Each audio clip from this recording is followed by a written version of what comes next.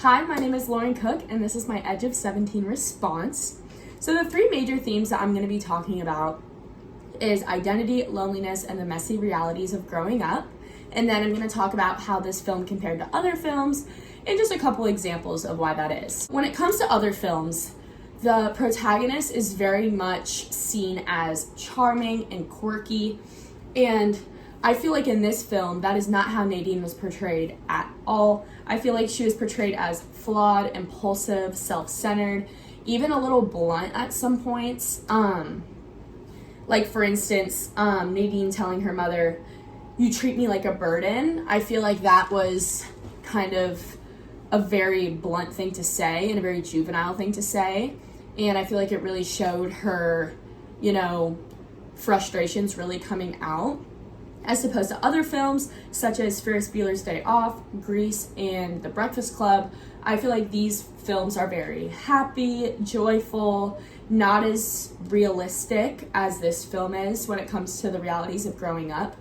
The only other film that I can find that I thought remotely kind of related to this film would be Sex Education. It kind of shows the weird awkwardness of growing up, and I feel like that was kind of close to how I perceived this film to be. When it comes to identity and loneliness, there's a common thing that lurks throughout the entire film, which was the death of her father.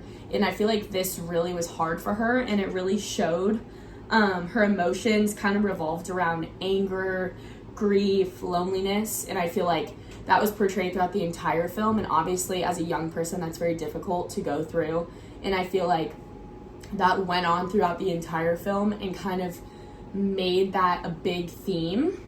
Kind of going off of that, I feel like the relationship between Nadine and her best friend Krista was definitely very unique in its own sense. I feel like Krista dating Nadine's brother, I feel like that caused its own sort of identity loneliness situation where I feel like I portrayed it as if she kind of was felt behind and isolated.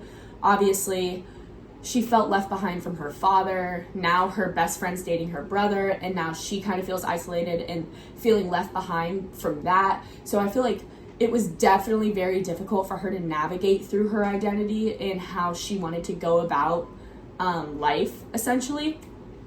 Even when Nadine broke down in Mr. Bruner's classroom saying, "I don't know what to do. I don't even know if I want to be here anymore," I feel like this kind of also highlights some isolation that she felt, and I feel like it kind of shows an emotional disconnect of being an adolescent, female especially.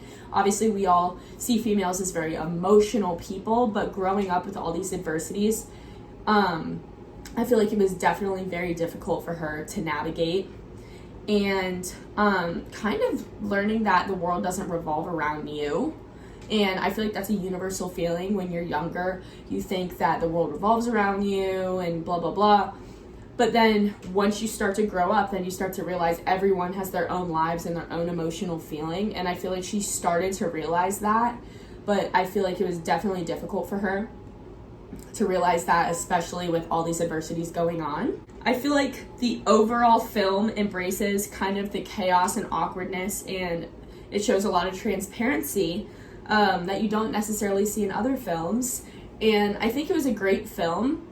I definitely think it did a great job portraying the true harsh realities of growing up, and I felt it very relatable, and I just overall thought that it was a great film. So